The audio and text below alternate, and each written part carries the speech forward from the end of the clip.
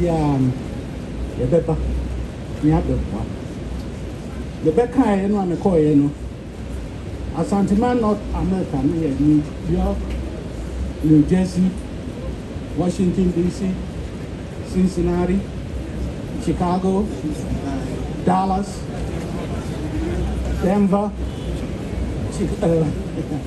so na asumami mami bedina ha Washington so di be kan ho ene sa data so ofa sa ko na ko na ho na ko na de ko chimare di bedina ha de ba bedine na di abe na ma na be na ebono so e share no so no na san de bi abepia so na sana men kan no o mo dina me hai aye ni nuanma o mi na ya America they say Asantehene say can profu and so o mi na see sia mamre ti ya sia mamre dia me be sofo kura ka ho and o dina me chen also Washington and we are na press before but Anglican Kafra they share the sofo enti bi dina ha yo to an so ye o se kwa mi Miami Banono. Sabia Boo Sabia Brow, or so American and me no. Usiama Mreno, any fair. Or Baha no didn't fear no. They say we didn't fear at their 9 years. Or say or Banichi. No better than Mamre. To Obaya, or no so come home. Your twin so a name, mammy. Miss me Hunka, no. Ono so sebe ona oyema ujina ha ujina ha the otosu bio ayem nana the friend terrible ite ono of abofudi amfa Asanteheene ni bi ahoni America na the otosu anamenyame ni ame banono the ba we chat last but one or this one the otosu bio so Ede Nana Afiajiman Sewa Onimeke Chiri Sebe Omiso American or your toss will be also a Miameba, a friend Margreta, or Signor Penono, Omiso America. Onusia Yenia Usiansa, our nothing. Sebe Neba, Ena, Eja, or Warami Bay, one cover we are what the number see. Your toss were Kwakudia, Nana Kwakudia, didn't to Otumfuo or no Kwaku or no so America, a year Usian Sana no. Namis Minana, the toss so the Nanaya Usian San or so America. The toss of you, I could say, one more canoe, a woman no more half in the guy. Quackran say, Baya. You put in some whiskey adakabaku. I say, I mean, snap adakabaku.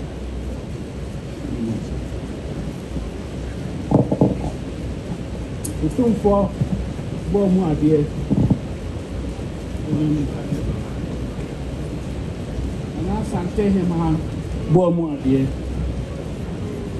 Otumfuo Akyame bomu adie. Otumfuo protocol that is for Otumfuo himpa ahimpa himpa ebomu adie. The chat one so the way is in American dollars. Hill Confanochi Nana can say Obenya Nanka will be a fear be a woman city back no dia. Yes, you see the back we could $1,000 US. I a Bababoa to Hill Confanochi. Now American, ye buyer, if a man and I touch and you so and the super said the honor. I was America. Opinion is a comment, was opinion or honor. Another drum said, what the Bia or Sumno says, I don't know if he for no chicken, so Bia what. I don't know, say, go for no coming up. Ne say a balance every day, you know, be there. Obey or the Sebi, Wauna, Bukumni, as a agriculture, Sebi, Sofu, Kamu, and then the back, the Uri, and then the Sedanum, the Major account on by say, the Nubi Day. On by the decline power, the Hiko for Nochino. I do Bombaya, a break a dollar, no, a pim $1,000. I do so I still know. And now, Obama dear, Asantehema Obama dear, or Chami Obama dear, or him called Obama dear, and I'll catch you for Obama dear. Madame Brew. And now, almost snap, pen 2 inch here, Madame Brew, or Baba Chia or no, or the Toshan. 2 for them, 2 for them, so Papa. See you all come for Ombra Magic says, can why? See you, Ombra. Was coming, Connie, and no,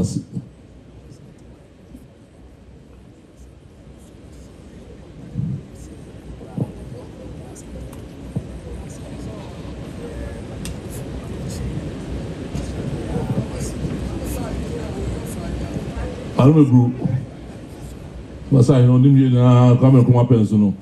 Don't panic for no. Titi Fufu.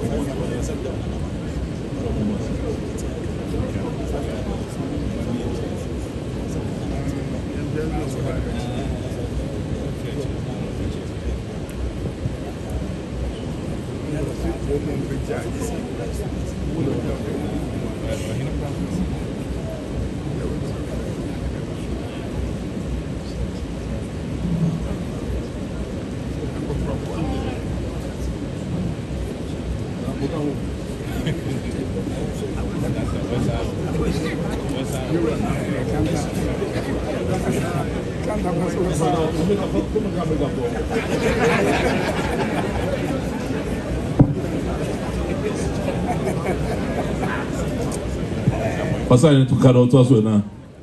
Nana Sodu, Deputy Mayor of the city of Bobigny in France.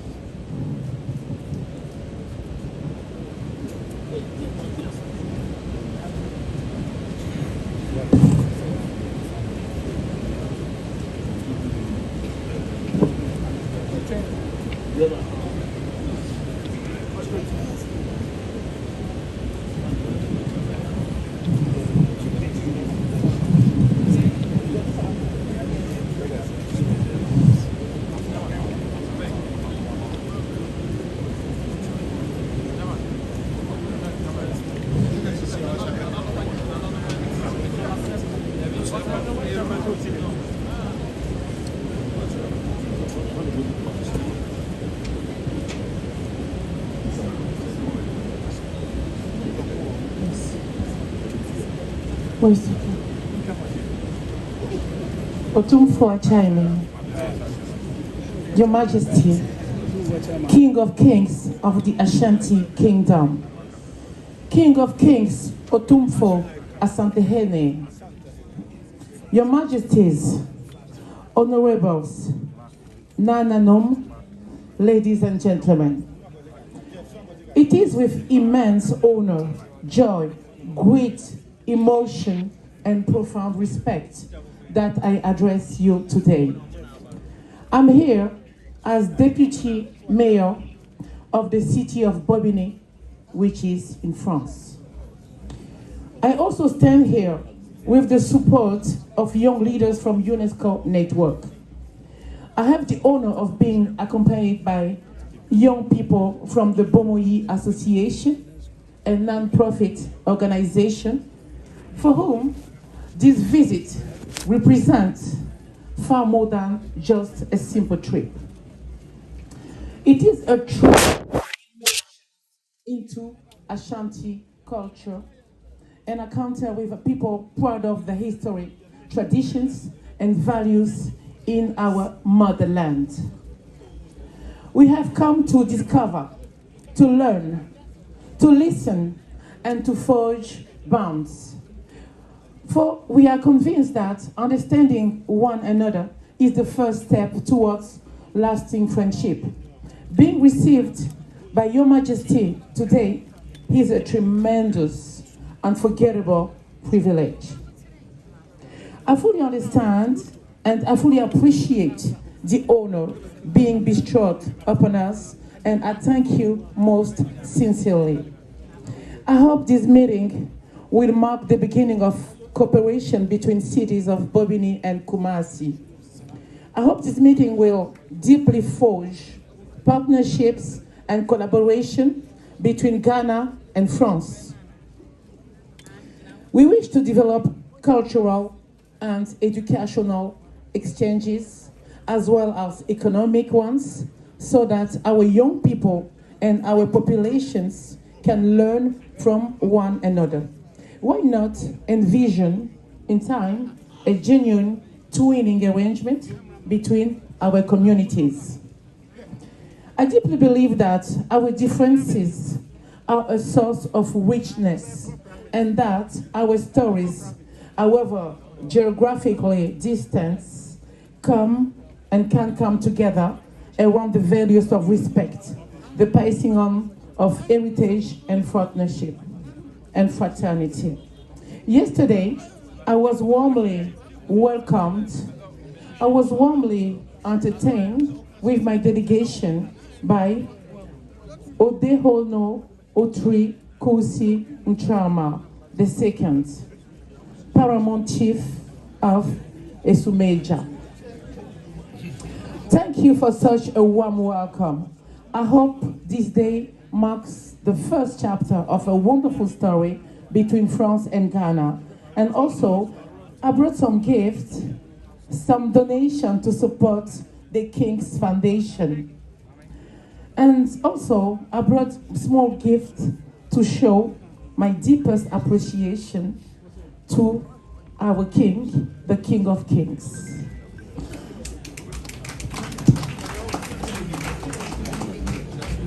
My deepest grateful. I'm deeply grateful. Thank you. Can we please bring the gift to the King of Kings, please? Yes, and of course.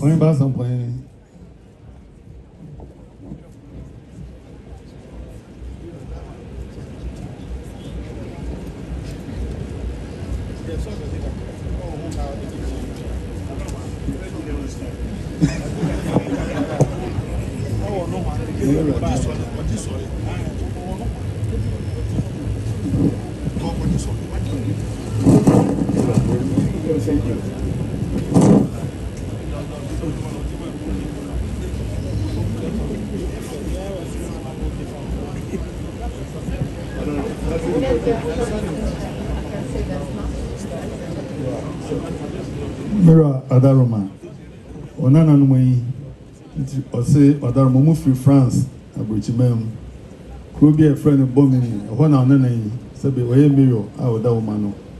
Dika was what in cheer more than if you all at the brown. Adaroma was so mobile, Rabbit. Now you manage to do say France, Bomini Hall and Sabi Asantehemaa and Asakana, Ibina, and Kutamudi, around Kofa, near Suya, Amamre, yes, Suya, Yehuadie. Na etimi aboa kuro no emienu so ho se adesua nkitahudie e woni pa ni nipa mienu ayonkofa mu no eboa ma ayonkofa no ejina papa odaroma wo se oba bedru ye wa obenkuru hene na asumi nya hene wo so ma na kwa ba kama amana ni aka ni ajibedu wo so odaroma o didie se sa nsrahwe edin kabo mu ani mpuntuo ebe ba sebe bomini ani Asantehema entam Adama achedie ahodo bi wo hono a watu din se na wanya akwanya abaidie ode ba no ode ba ode abrew achiame afi ewo na education fund nso so Adama no nso aba se education fund ode esi wo no nso oba bebu abi na nanu ba ya mu ba so no be ade na omu abenyayo kufaso nko abeto Asantehema, ene kuro bomini ntem se de onana no ese no education fund when your mom they buy and so.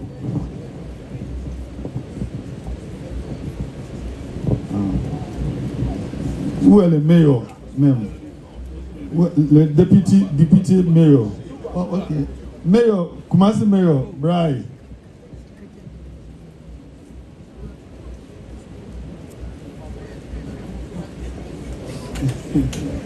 Ira say, Mayor and our best friend. What's your mayor? Ha? In teaching them na any near Banya, that's a far crab and some man. Otumfuo German.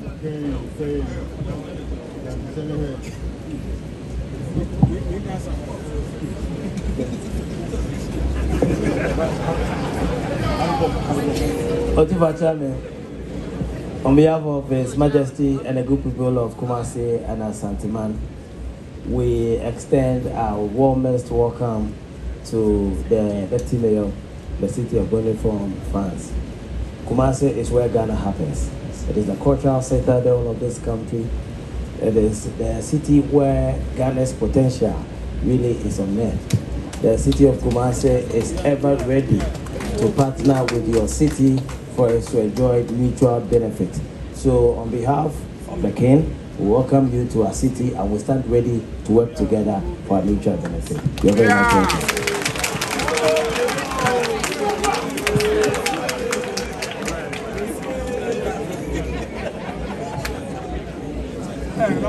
Zubani, do you know anyone in the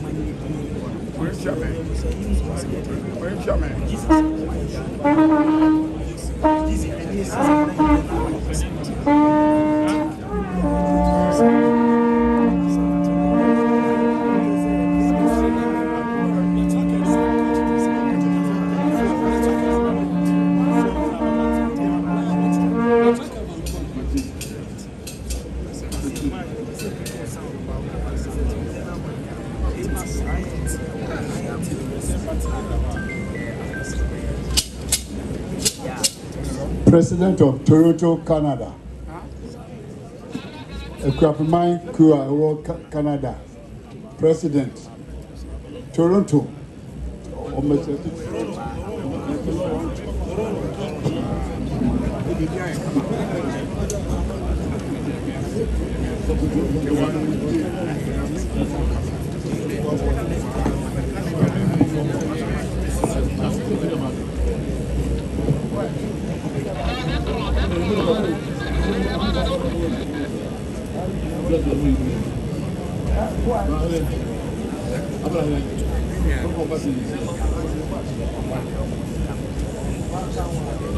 Na Brescia in is now okay, kind of.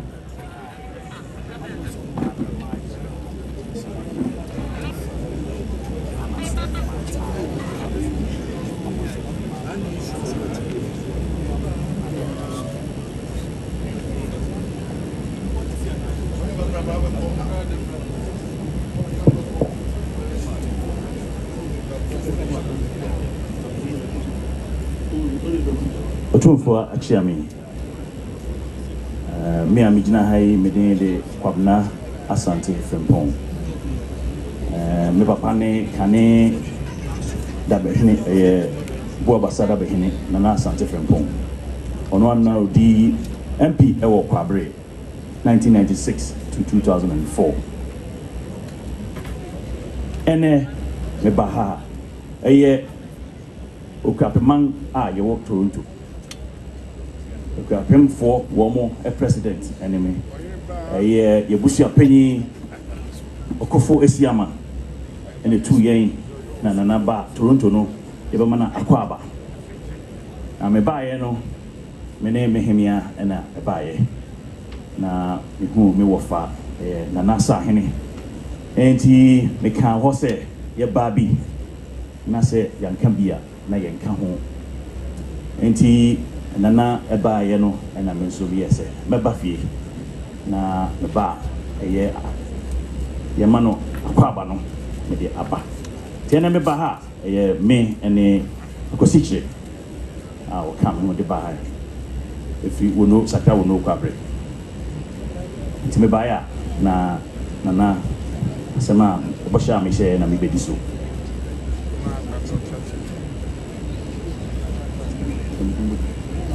Yo, a Canadian dollar, 1,000. So who said it? I don't know, who Canada or Babetiao. So none of the Copenhagen or Papa, and the Canadian MP. I was saying, Jack bread, etc. Said they were don't brew. We should have known. Seba Mosuno. If you can permit the answer, say, Mujadi, Asantehemaa. So I don't know why it's over free. Said they only more who you know, so as a teacher, the Sia for Tono.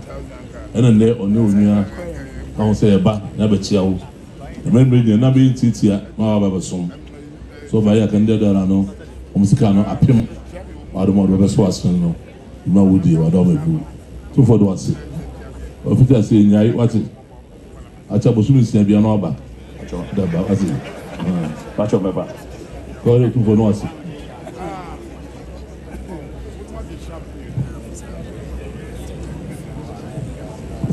Nana Bresciani.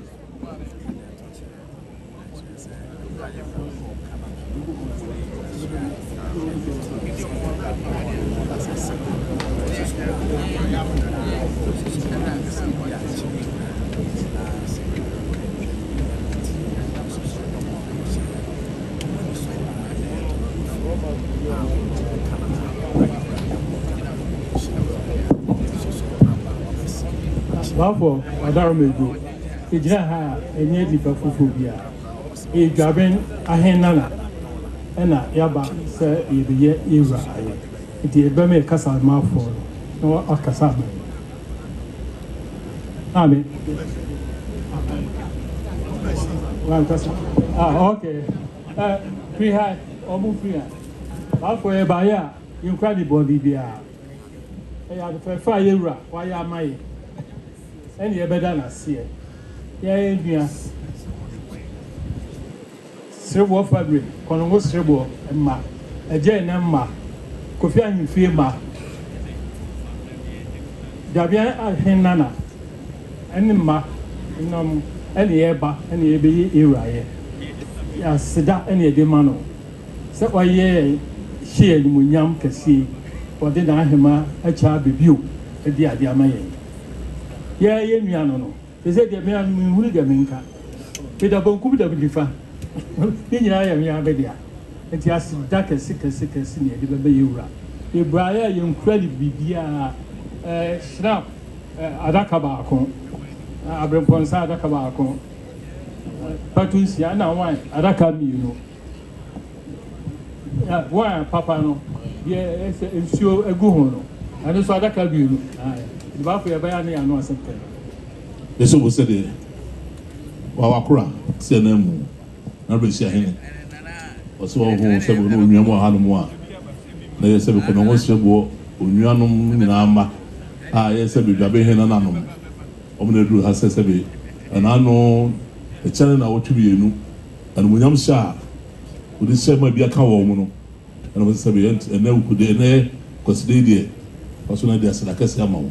Say church today, I am not be a so much. And when you are going to deba, that's like I said, Romba ya, snap, pentuncia, and I'm wise so pentu insia. I don't brew. Asida. I would say brew, that's a so brew. Two for the Munyamasi. Munyamasi, the Munasi.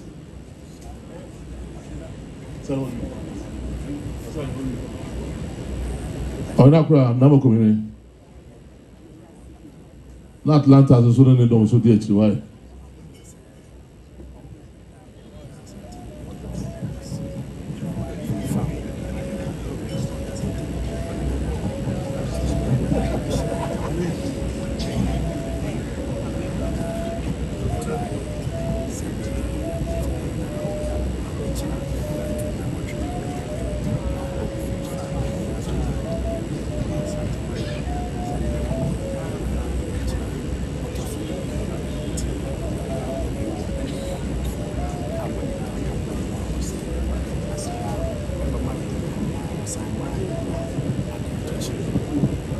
Otumfuo me we dey Tietia Atlanta so no go for the radio. na Romanano ya okọ Canada all background one name and no war Canada for you now she or Pentecost sorry there man ne Jack Siepa Daroma Pentecost sorry no omu say omu na besra wo mu e wo say omu ja no kwan kakra na nkra na ntumi ama medu Daroma wakra ka akire nti bedi mi ho ni said na mabai Daroma be ba na mama udana no so ate say omu nkra no aba bedu nti Pentecost sorry wo Toronto Adaroma omuti nam gina ha eni menua na nto ahene Adaroma mo ba ya mo bu amu ade nso bu se de akura se no sana no se bonana mo Canada Toronto ekoyo mo guduri so ba ye was de bi menya bo trene menim na no mo ho nyina edi nkomo nyina so do go sia penzi ko so de kakaka adom no kwa nko sebe omu hu bidda so ngokura sebe asofo no se de bi yura ba se jana kwan ebra sebe na wo mre no susua akora ka akiri na wo di se ne almunya me yura ba se ye no titi wan ba bia se penzi ko so de mu no de sebe no anyi no homo paye no mo so sebe mo to homo se ampa omo chitai fobi na no mo dia suma wa wakura se wakura amra mfasi da kase famro munyam so da so adom ebu ufo do ase that's papa kono akra no ase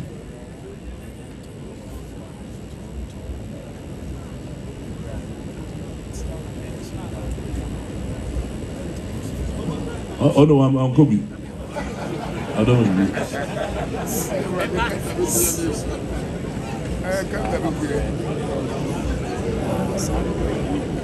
Boy, so very well.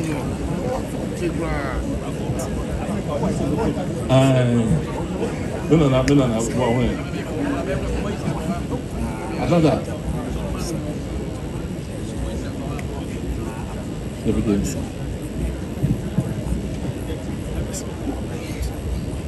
Nanano Matasi. Kada church amen. We just want to. Two for chairman, we want to. Pacho, what are my Pacho Ryan? What are we?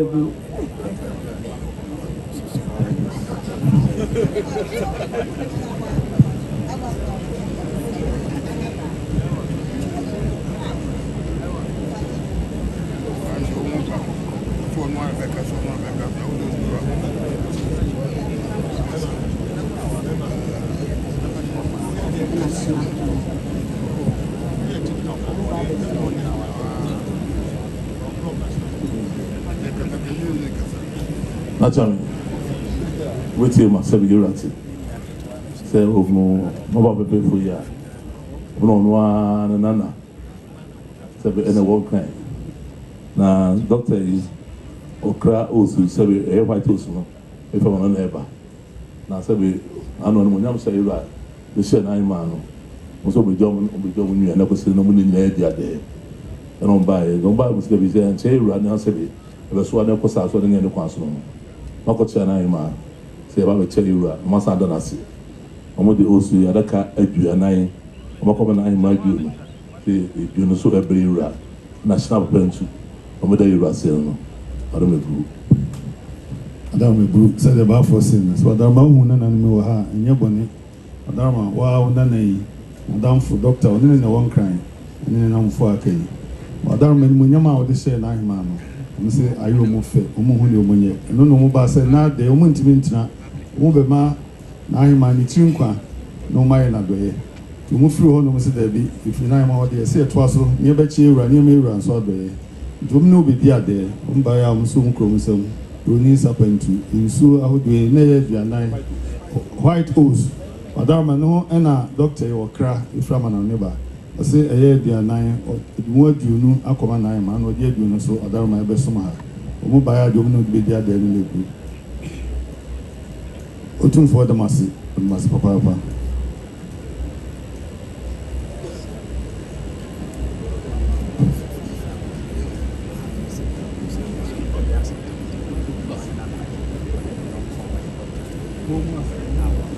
Okay, mo was na mo nche wa. Aha. Ba ira so mra.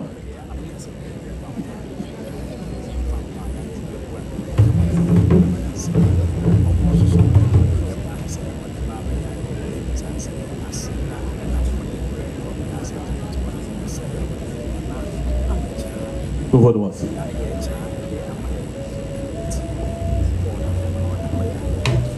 Dr. Yami, let's go check. I don't know when Yami had the one. Akwasidae, for not to see you, but your brain. Nah.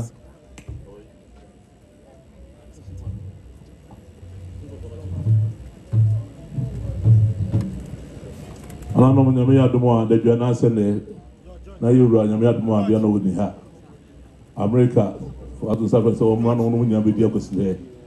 Akwasidae can see a pa. See, the normal more research, we are no baby papa. I better tell you, maybe come on. I was in Washington. That's a net. And so go cry. We always say, piano. Quite a hobby for better tell you. We can take it. Now our accommodation. Up and now better tell you, whenever fair. So what do I see?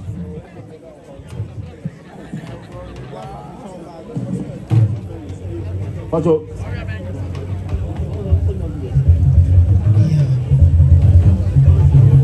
Dr. Brown, already.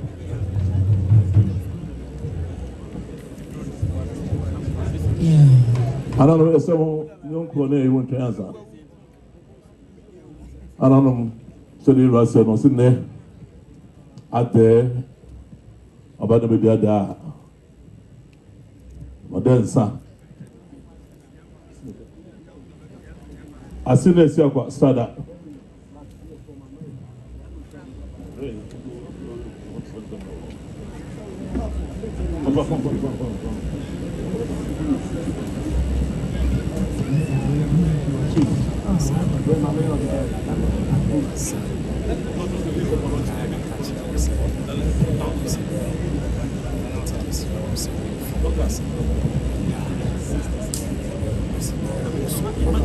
No, you before start that.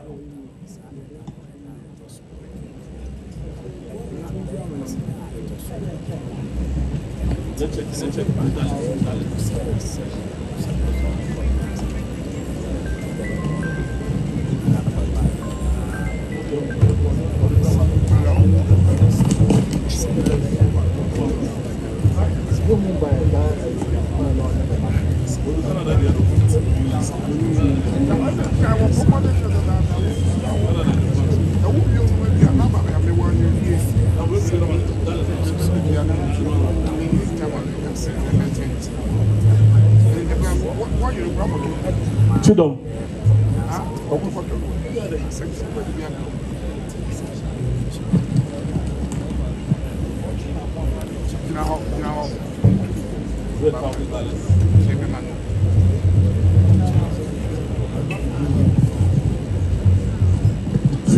Sada. Jazzy Sada.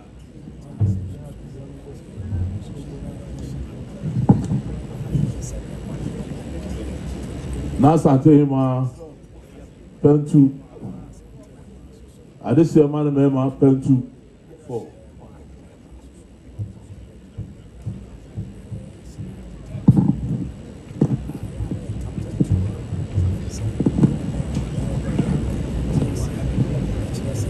Uncle Bia Sada. My red Sada, Uncle So Sada.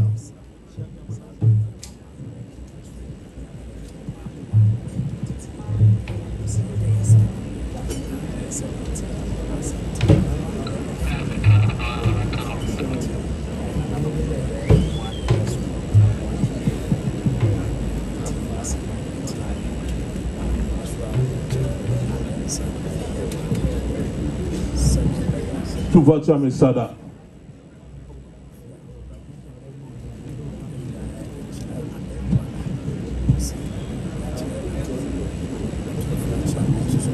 Continue from Pentu. I want to Sada.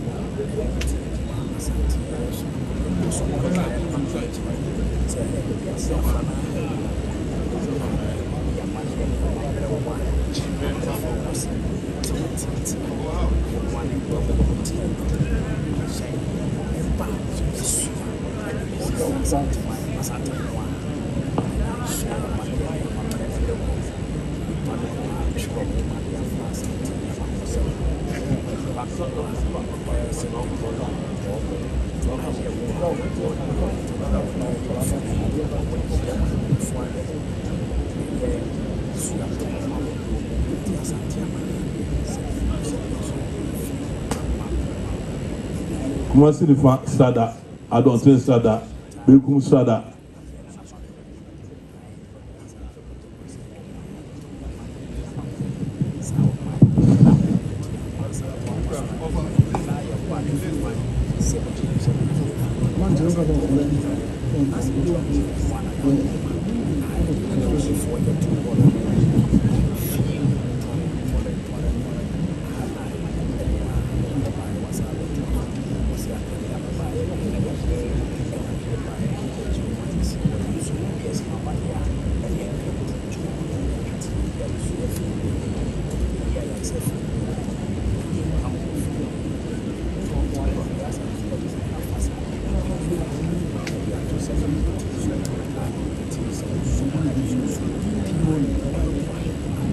Mayor na powerful sada. Mayor, regional minister, the budget for sada.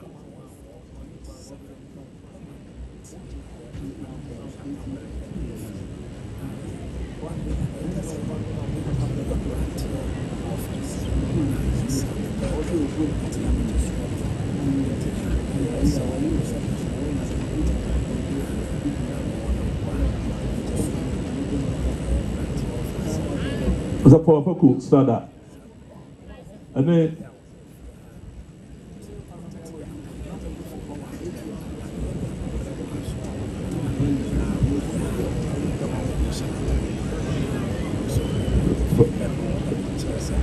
former regional minister, and not powerful to start that.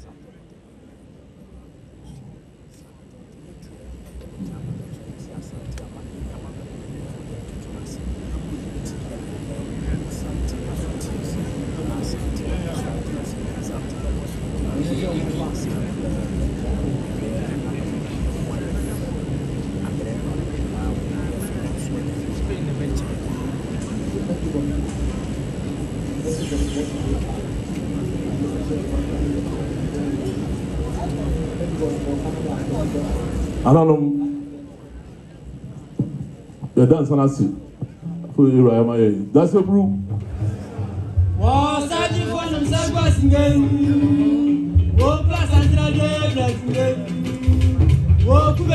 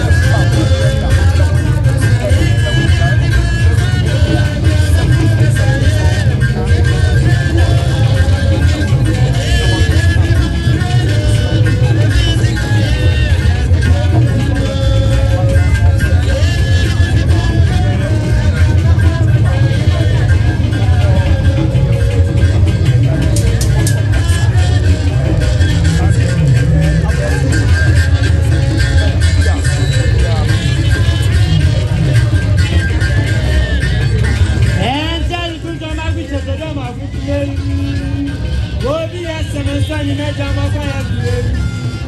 Hey, my vote was a bomb. Where's the Tiba never beyond the Tarabaya?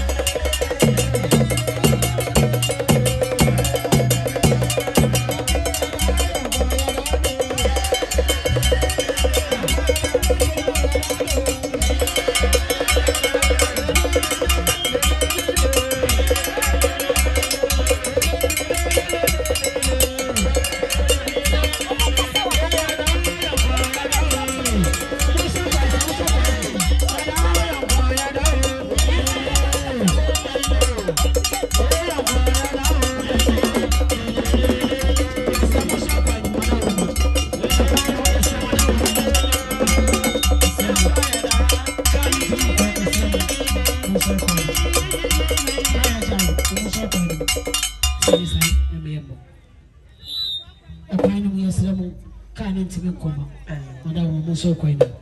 I'm going to fancy. Yes, sir. Yes, sir.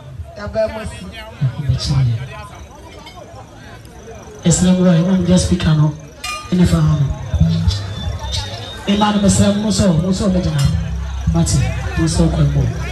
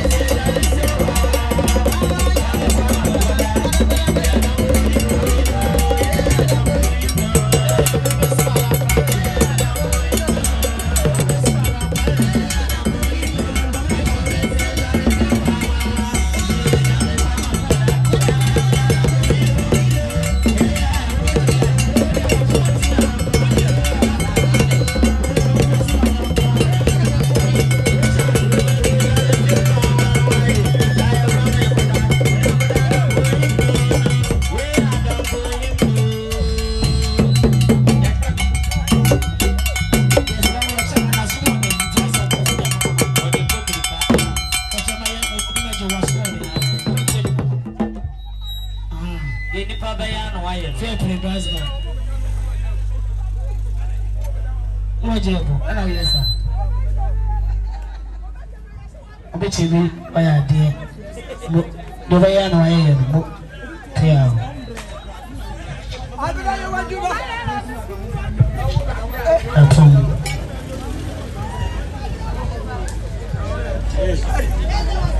Beba jome ba wa da du. Adua.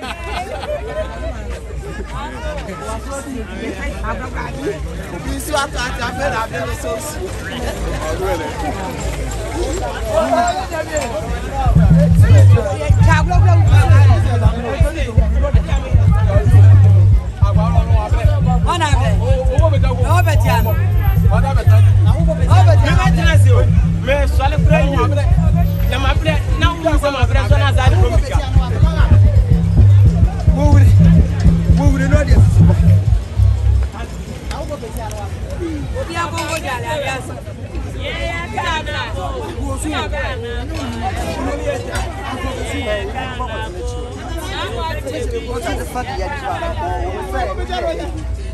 We are very pressed. Let's be good. Yes.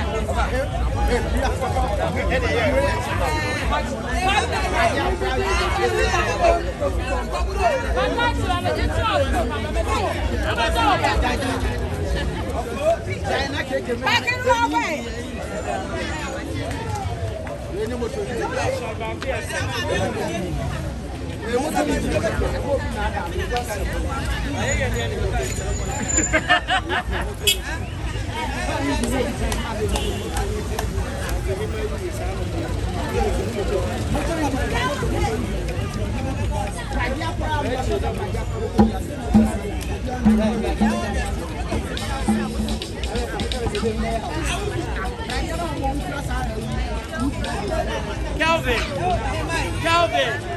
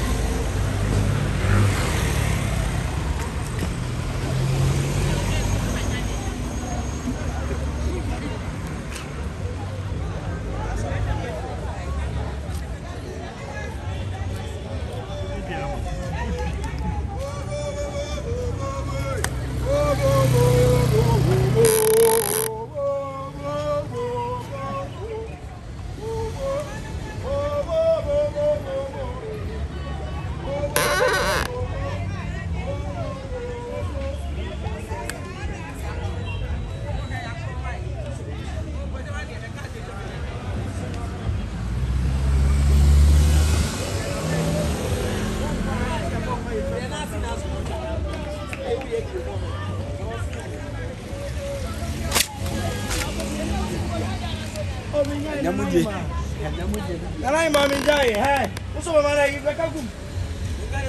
Na freestyle na kana dali. Wonu ya mesa. Ha? Wonu ya mesa. Ora won ka sa oto. Ani. Wala ya. Ezra ni. Where is it? Siko ni mkakrebi.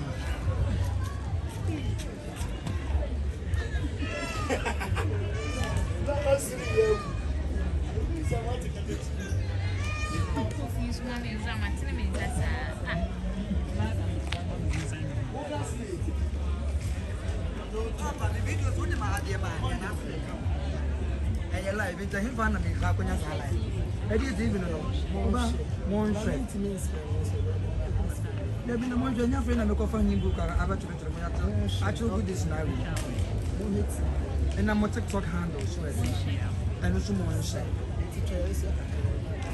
Oh, go chow, why?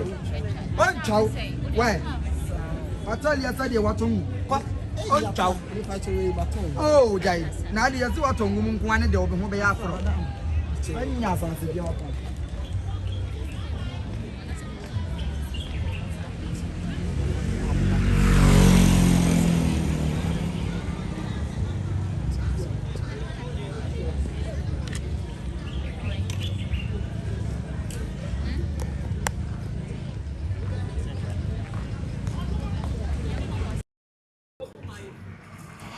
Abusia da wase bebre nyame sha papa paye ye gutamre ye gusua ye wo menhia ye da wase se waka ye ho fiti eye awia no sa ba beto samre aha insa Akwasidae ne de abusia da so ye de nti emada so ama wada toche na waje meso se adai ento ye samre ye wura Otumfuo se tutu otoso mienu de otigra ne brangoma so ye wura se tu asante Hene opem so ukuma pema apembeba samre wachichi agije ne chacha mu etimi aba betina se ama adofo nyina abemma no ade toche afi omun so abemma na kwa abana afi eniema enam ne nsa so ama omu no omanya no nso so omu abeda na se ewo ho enti abusua yeguso a yewo menhia fikesie mu ama ene amane ekoso samre ade no na abusua yeguso a yedie nti utimu se bohwa no ye toto bibia deda na akwan mu aha yese ye brebo no ni moja no na ya ma franti ansa na broni sausage beba no na Asantehene wo bohwa aha sa ansa na nti ansa na broni ne sausage beba no na Asantehene wo bohwa nti bohwa ni uba menhia fikesie mu ha obenya bia to san kan nti ansa na broni edi sausage beba na Asantehene wo bohwa nti Asante sausage ni no aha nti eguso o menhia fikesie mu a amamre ne amane ye koso nti samre die obi e pake ne ne ma na afi wako obi e pake dia na wo se monhwe nso ye be pake na abakwasem kakra wo honom no na afi ye de amount se de di kan ye no ene ya Akwasidae a etoso enum aha ene ɛyɛ asante Akwasidae ɛtɔ so mako enum ɛwɔ afe no mu na kyerɛ sɛ aka Akwasidae mako ɛnan na ɛsɛ Akwasidae afe mu no nyinaa ba na wieyɛ. Akwasidae ɛyɛ afahyɛ Asantefoɔ ɛde ɛkra nananom da nananom ase na afei ɔmo de srɛ nananom hɔ adeɛ ɛnso so enti ɛnɛ yɛ Akwasidae utim sɛ yeyi apaye no mpaye we mpaye ɛma nananom na afei ɔmo abie kwan mu abie nhyira ama na abuso ɛde ama yɛn ti Akwasidae no enti akamfo Asantefoɔ di Akwasidae a ɛwɔ every 6 weeks bia ɛna ɔmo di saa Akwasidae no na yɛwɔ akamfo ɔmo calendar ɛna afei nso so yɛ calendar yɛ di so yɛ different enti wakan calendar mu no every 6 weeks ɛna ɔmo di ɛyɛ Akwasidae yi enti Akwasidae yɛ nnɛ yɛ di ɛka ho a afe mu yi nyinaa no yɛdi Akwasidae ɛyɛ enum ɛwɔ afe mu yi nyinaa ɛna afei wɔ akan mu no afe mu ni nyinaa no ɔmo di Akwasidae mako enkono enti ene ɛyɛ Akwasidae ɛyɛ etoso enum ɛwɔ afe mu enti Nyankopɔn yɛ adom Akwasidae di hɔ no ɛbɛyɛ August ending mu no yɛwura Otumfuo ɔsɛe tutu a wɔtɔso mienu Asante Kotokohene yɛwura Brempɔn do ɔtegra ne brɛnwoma so no ɔbɛkɔ America man ni mu na afei wakɔ akɔdi ɛyɛ Akwasidae no ɛwɔ Washington DC ɛhɔnom na Europe so ade kese no ɔbɛkɔ akɔdi no yɛ ade kese no yɛ ana mpempi na hyɛ afe na wie afe ne ahyase na sɛ afe na wie yɛ nti yɛwura no ɛna be decide sɛ afe na ahyase ana afe na wie na mini nti mo America man mu ne de mo nhyɛ ne nsoma yɛ sɛ Nyankopɔn yɛ adoma August ye di animu yi Europe so beba ho na afei wone America fo ni nyina aba bedi ade uni ho na wo baabi nso a ye hia nse wo visa watwa wo ticket na afei wo ye de wo passport wo visa watwa wo ticket a na afei wape accommodation de kakra to botoma baabi abeda de obedie na no nso so wahyehye ho sa enti ene de yɛbɛka ya na Asantehema atena egwam ɛwɔ na Asantehema fie hɔ nom a na yɛ kya utoso mienu a ɛyɛ on the 6th of this month July yɛwura Asantehene nananom bɛso ne da yɛyi no ɛde no ma no sɛ wɔno ɛne Asantehema a nananom aso ne da yɛ anase nananom ayi no a woyi no nso ɛkyerɛyɛ ɛma amamrɛ ne amane kwan so oyi ni nkonyadin ɛde ne kɔ nkonyadɛ mu ebo dwama ɛyɛ Kumasi ahemfo Abrempɔn ahene nananom ɛna afei ɛyɛ amanhene ɛba bɛbɛkyia no na ebusia na yɛhwɛ sɛ ɛyɛ na Asantehema aba bɛtena egwam na afei nka edwabɔ kɛse bi bɛkɔ so nanso enti yɛnya ayɛ ne sɛ yɛnya nyinaa hema mfa nkyerɛ Kumasi nyinaa na sɛ Asanteman nyinaa ne sɛ enti na gye sɛ yɛyi na hema akyerɛ Asanteman nyinaa ansa na sɛ bibisa bɛkɔ so a ayɛdɛ akɔso enti ene na ahema atena na egwam ɛwɔ na hemfie mekyerɛ na Asantehema fie hɔnom na yɛ kya otoso mienu tena na egwam one nananom atena nkonya one na tena nkonya ɛna yɛwura enso ɛtena na egwam ɛwɔ biaye a odi na Akwasidae no na abusia hɔ ɛna na ahema na yɛ kya na Asantehema etu abɔfoɔ ɛma ɔmo kɔɔyɛ ɛkɔma yɛwura kɔ aba ɛna afɛ mu ma na da tɔkye ɛno ɛyɛ ne gyaase fekuo na ɛwɔ na Asantehema na hemfie hɔnom no ɛna wotu bɔfoɔ yi a bɔfoɔ no ɛkokoduru nana ɛyɛ Otumfuo sɛ itutu ɔtɔso mienu na kakye a ɔmo nso ma na akɔ aba na afei ɔma no ada tɔkye ɛnɛ mpanyinfoɔ kunini ɛnintini abrane adehye Abrempɔn nene ebepie mu ɛwɔ ɛyɛ Akwasidae wɔ menhyia ahemfie the Ashanti Regional Minister Afranka Mwakohene Baha say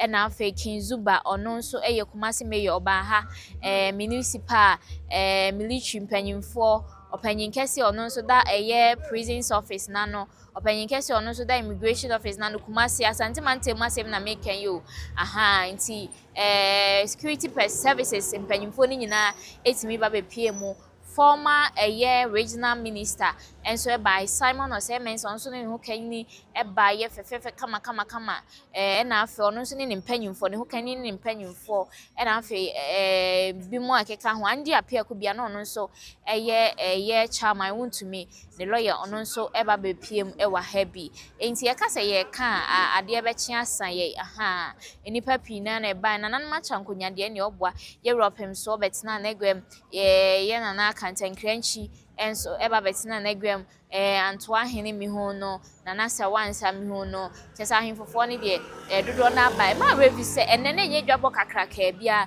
enti ahemfo dodo na nso so eba be soma no papa no ahemfo dodo na aba be soma no papa no mekai na na drobo nso hene nana ede ne niema na mamre ne amane kwan so no na ye Otumfuo obomofo hene enti ono nso so wo so ye Akwasidae dura ono nso timide na sede ye de eba ahemfie na ode bantem ode nam ebre yewura ode nam ne bantem a na afi wasere kwan fi yewura honom na ono nso kọ na ono nso akwa amamre de ama eye nkonyasofo sanse asai so ye bomofo hene no osan so ye komfo hena eye tano komfo ne hene no enti na ese wo se okoya amamre ne amane de ma eye na natano ene afei nkonya no enyina enti ene omunso ba enti ebi mu ba amamre ne de bebre honom ebi honom ka omunkasa kosi se ombekọ yewura ho aba ebi honso so ani kwan se ucha diomu ye nyina ye kai mre bi eba ye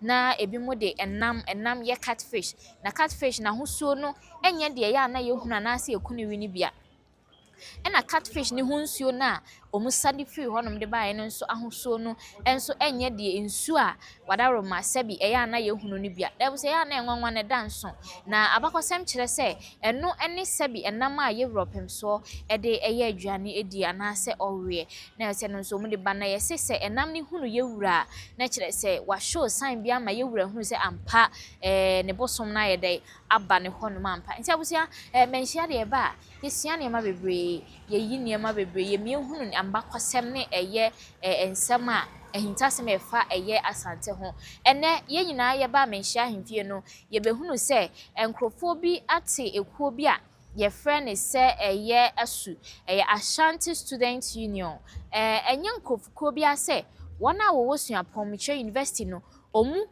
omu ya asantefo no na aka omu ho abomo matikuo ne kuo no mate no wo eye asuapon ahodo yi mu no enye kuo bi ase ya asantekuo a omu de church asante amamre ne amanne enti omum no mu ba ye usted for mom what a week maseta no so no no momu ene ba no mu church se omu de ye wada nwumre bia no omu kọ na afei omu kosua kwan a ye kasa ye frantoma ye didiem ye nantiemu ya brabo mu bibi bi fa asante ho bia no ya wada bi omu kokosua ebusia na mani age sonko cause school for ne ba ye no so obi a kire so mu ye school ni a wanhwe ya obeka se ohempon bi na eba asante amamre efe yewura se ma wasante sem ho hia wo enti omu nso se omu nto o mabakwasem no masante sem entwene enti omu bo esukuu fo suapon no nka ye se santini bi a wo suapon bia no e ma renvi se adwumadie yo so di hu behyem e bia nam so e na bema wo bi nso so astarte se oye na sante sem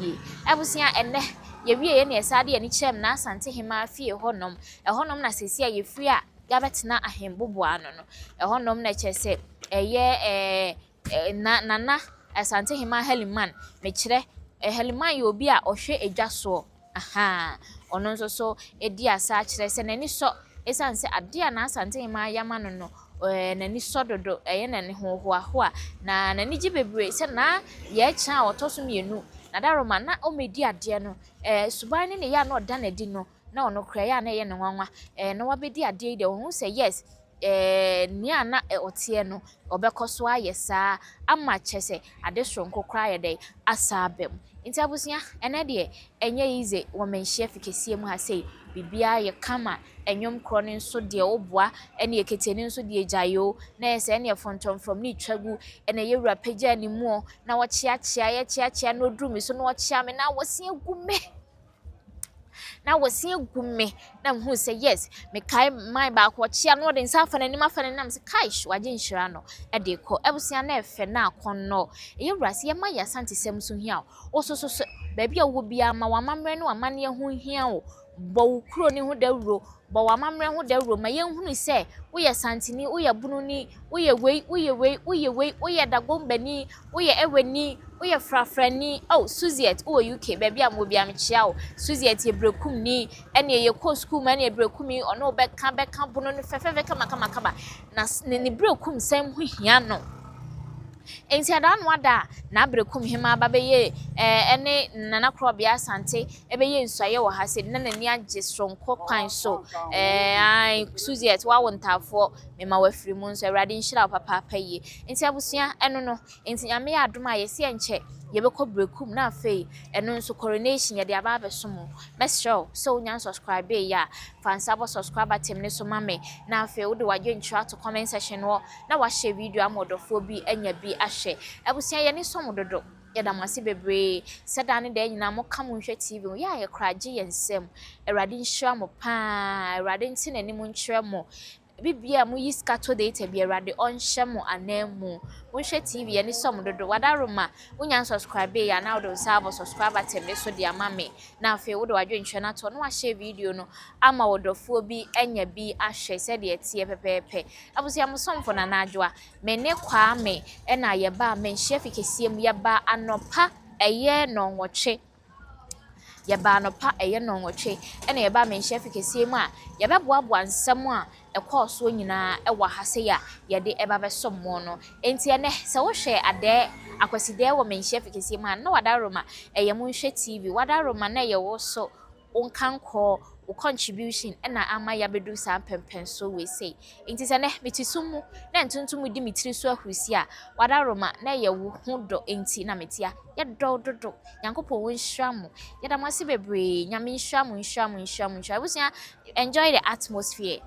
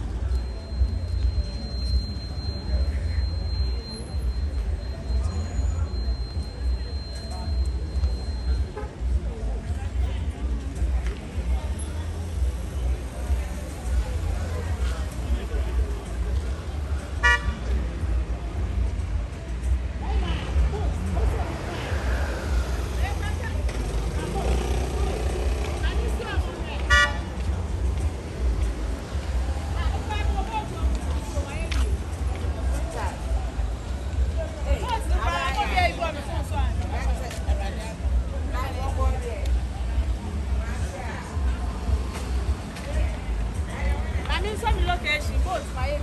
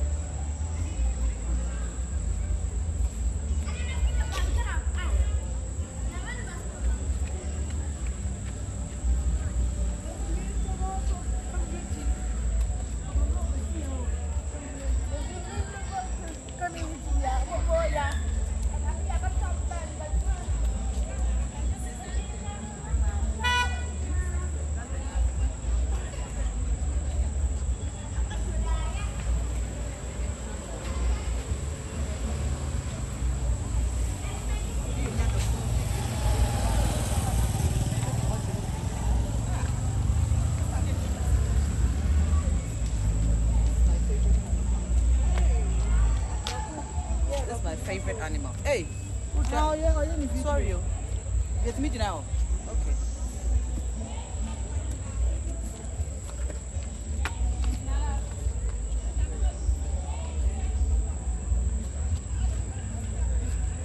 I like video. I didn't tell me.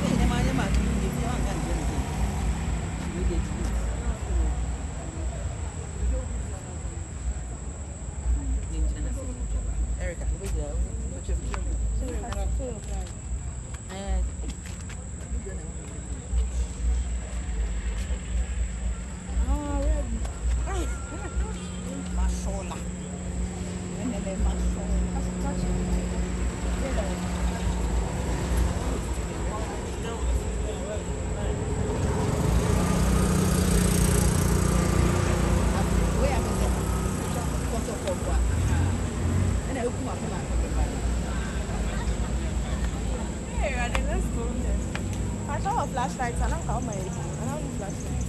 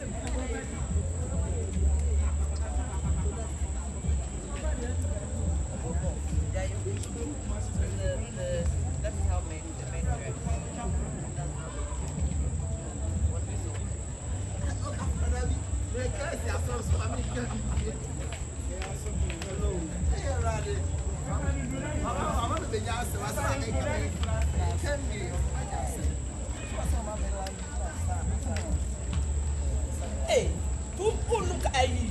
Life. Motion, my motion. That's why I'm being now. You're a bank one. My life for me is meant to ask. I for them make it open with you. Oh, my phone should come in.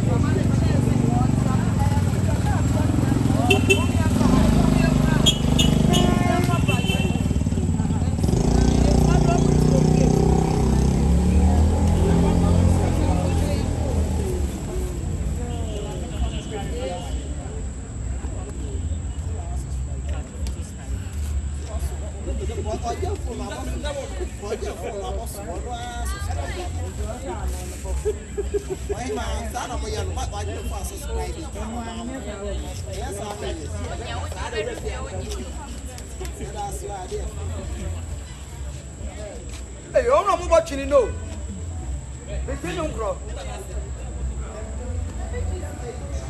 Mommy, I got a camera.